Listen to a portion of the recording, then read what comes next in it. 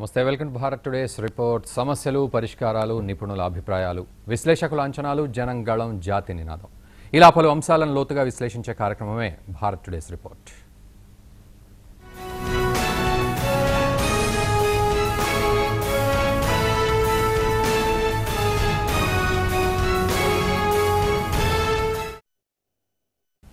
నూట 40 కోట్ల జనాభా, ఒకే మాట ఒకే బాట. ఇతర దేశాల ఉత్పత్తులు కొనదు, వాడదు. అది చైనా నైజం. గడిచిన 2 దశాబ్దాల కాక పరిపుష్టిపై దృష్టి పెట్టిన చైనా ఇప్పుడు సరిహద్దు వివాదాల పరిష్కారంపై దృష్టి సారించింది. 7 దశాబ్దాలుగా భారత్తో ఉన్న సరిహద్దు వివాదాన్ని యుద్ధంతోనే పరిష్కరించుకోవాలనుకుంటున్న చైనాకు సరైన సమాధానమిస్తామని రక్షణ శాఖ మంత్రి జైట్లీ ఎగువ సభలో ఘాటుగానే చెప్పారు.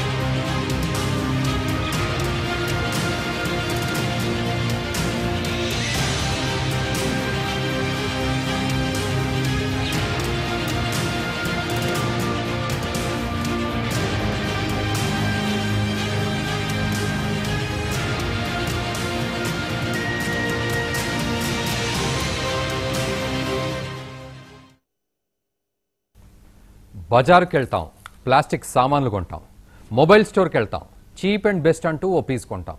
ఉప్పు, పప్పు, బొమ్మలు, టపాకాయలు, ఎలక్ట్రానిక్ వస్తువులు, ఫార్మా, టెక్స్టైల్స్, అగ్రి ప్రొడక్ట్స్ అన్నీ మనకు కారు చౌకగా కావాలి. రేటునే చూస్తున్నాం, దాని వెనక పొడుస్తున్న వెన్ను పోటును మాత్రం చూసుకోలేమా? దేశభక్తి అంటూ ఊగిపోతాం, కానీ మనకు తెలియకుండానే మన దేశానికి చేస్తున్న ద్రోహాన్ని గుర్తించలేమా? పాకిస్తాన్, చైనాలను పొద్దున లేచింది మొదలు నానా చీవాట్లు, తిట్లు తిడతాం. మనకు బాధ్యత ఎంతుంది? దేశభక్తి విషయంలో చైనాను చూసి చాలానే నేర్చుకోవాలి. అది మనకు పక్కలో బల్లెంలా ఉండొచ్చు, కానీ చైనాను చూసి చాలా విషయాల్లో మనం స్ఫూర్తి పొందాల్సిన అవసరం ఉంది. ఇంతకీ డ్రాగన్ను చూసి నేర్చుకోవాల్సింది ఏముంది అంటారా? అదే దేశభక్తి. ఏకతాటిపై నిలబడటం, ప్రపంచం దారి ఒకటైతే తన దారి ఒకటనే చైనా మైండ్ సెట్, అది మనకు ఎంతుంది? ఓసారి పరిశీలించుకుందాం. 140 కోట్ల జనాభా, ఒకే మాట ఒకే బాట. పరదేశం ప్రోడక్ట్లు కొనవు, వాడవు. మరి మనమేం చేస్తున్నాం?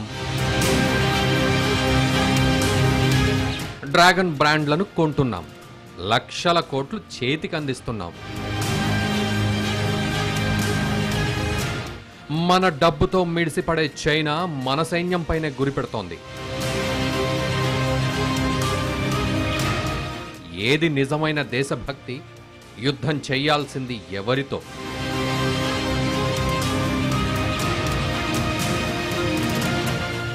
సరిహద్దుల్లో గుంటనక్కలా కాచుకూర్చిన చైనా అదను చూసి భారత్ను దెబ్బకొట్టాలని వెకిలి వేషాలు వేస్తోంది, చిల్లర కూతలు కూస్తోంది. ఈ మధ్యకాలంలో భారత్పై చైనా తన మాటల దాడిని తీవ్రతరం చేస్తూ వస్తోంది. వివాదాస్పద డోక్లాంలో ఉద్రిక్తతలపై మాట్లాడుతూ అక్కడి నుండి భారత సైనికులు మర్యాదగా వెళ్తారా లేక బలవంతంగా గెంటేయాలా అంటూ తీవ్రమైన పరుష పదజాలంతో రెచ్చిపోయింది చైనా. తన అధికారిక గ్లోబల్ టైమ్స్ పత్రికలో పలు వ్యాసాలను ప్రతిరోజు ప్రచురిస్తూ భారత్ను రెచ్చగొట్టే ప్రయత్నాలు చేస్తోంది. ఈసారి భారత్కు గట్టి గుణపాఠం చెప్పాలని, ఒకసారి చైనాతో ఘర్షణకు దిగితే భారత్ 1962 కన్నా మరింత తీవ్రంగా నష్టపోవాల్సి వస్తుందని హెచ్చరించింది. ఢిల్లీ సైన్యాన్ని చాలా సులభంగా గెంటేయగల సామర్థ్యం బీజింగ్ సైన్యానికి ఉందంటూ పేర్కొంది. గెంటివేసే పరిస్థితి రాకముందే డోక్లాన్ నుంచి వెళ్లిపోయి మర్యాదను నిలబెట్టుకోవాలంటోంది చైనా. చైనా డైలీ అయితే భారత్ ఒకసారి అద్దంలో చూసుకోవాలంటూ పరిహసించింది. చైనా పత్రికల తీరును భారత సైన్యాధిపతి బిపిన్ రావత్, రక్షణ మంత్రి అరుణ్ జైట్లీ ఘాటుగానే తిప్పికొట్టారు. ఇలా చైనా ఎన్ని ఎత్తులు వేస్తున్నా భారత్ సహనంతో ఉంటూ అంతర్జాతీయ నిబంధనల్ని పాటిస్తూ వస్తోంది. ప్రస్తుతం భారత్ కూడా దెబ్బకు దెబ్బ రీతిలోనే సమాధానం చెప్తూ వస్తోంది. కయ్యానికైనా సిద్ధమనే సంకేతాలు పంపుతోంది.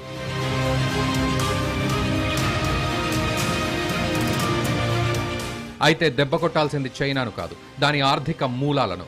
మనం రోజు చూస్తూనే ఉన్నాం సరిహద్దుల్లో చైనా సైన్యం ఎలా దుందుడుకుగా వ్యవహరిస్తోందనే విషయం. ఆ కన్నింగ్ తెలివితేటలు సరిహద్దులకే పరిమితం కాలేదు. మన దేశంలో స్వేచ్ఛగా వ్యాపార వాణిజ్యాలను చేసుకుంటూ కొనసాగుతోంది. అది వేల లక్షల కోట్ల రూపాయలు ఆదాయం పొందే రేంజ్లో.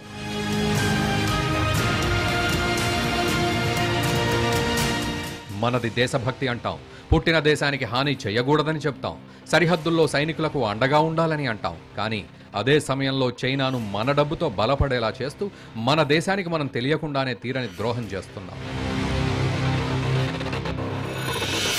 నిజానికి దేశభక్తి, ఒకే మాట ఒకే బాట అనే పదాలకు అర్థం చైనాను చూసి నేర్చుకోవాల్సింది ఎంతైనా ఉంది.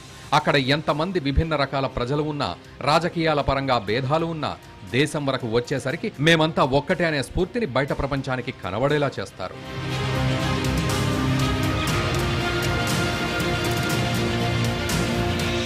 ప్రపంచం మొత్తం గూగుల్ క్రోమ్ను వాడుతోంది, ఒక్క చైనా తప్ప. చైనా ప్రపంచంలోనే అతిపెద్ద సెర్చ్ ఇంజిన్ గా పేరున్న గూగుల్ క్రోమ్ గూగుల్ను తన దేశంలోకి అనుమతించలేదు. దానికి సపరేట్గా యూసీ బ్రౌజర్ ఉంది. గూగుల్కు బదులు బైదు అనే ప్రత్యేకమైన సెర్చ్ ఇంజిన్ వాడుతోంది. 1.75 బిలియన్ల మంది వాట్సాప్ను వాడుతున్నారు. కానీ వాట్సాప్ వంక చైనా కన్నెత్తి కూడా చూడలేదు. వీచాట్ పేరుతో వాట్సాప్ లాంటి సోషల్ మీడియా మాధ్యమాన్ని వినియోగిస్తోంది. చైనా దేశభక్తికి మరో మచ్చుతునక. ఇతర వ్యాపార సామ్రాజ్యాన్ని అనుమతించకపోవడం, ప్రపంచంలోని అతిపెద్ద ఆన్లైన్ వ్యాపార సంస్థగా ఉన్న అమెజాన్ను ఎంటర్ కానివ్వలేదు. బిలియనీర్ జాక్ మా స్థాపించిన చైనా ఈ కామర్స్ సంస్థ అలీబాబా అతిపెద్ద ఆన్లైన్ మార్కెట్గా విస్తరించింది. అన్ని దేశాలు జీమెయిల్ను వాడుతున్నాయి, కానీ చైనా వాడుతున్నది జీమెయిల్ కాదు. దాని బదులు చైనా సొంతంగా QQ.com వాడుతోంది. అతిపెద్ద జనాభా ఉన్న చైనా, అక్కడి చైనీయులకు ఫేస్బుక్ అంటే ఏంటో తెలియదు. వాళ్ళు వాడేది రెన్. ప్రపంచంలో కూసిన ట్విట్టర్ పిట్ట గొంతును చైనా ఎప్పుడో నొక్కేసింది. వైబోనే అక్కడ ట్విట్టర్గా చలామణి అవుతోంది. మనం వీడియోలను చూడాలంటే యూట్యూబ్ను వాడతాం. చైనా Youku.comను వీడియో బ్రౌజింగ్ సైట్గా వాడుతోంది. మిగతా సరిహద్దు దేశాలన్నింటితోనూ లడాయి పెట్టుకుంటోంది. ఏమైనా అంటే మాది 140 కోట్ల జనాభా, లక్షల మంది సైన్యంతో మీ దేశాన్ని నలిపేస్తామంటూ మేకపోతు గాంభీర్యం ప్రదర్శిస్తూ వస్తోంది చైనా.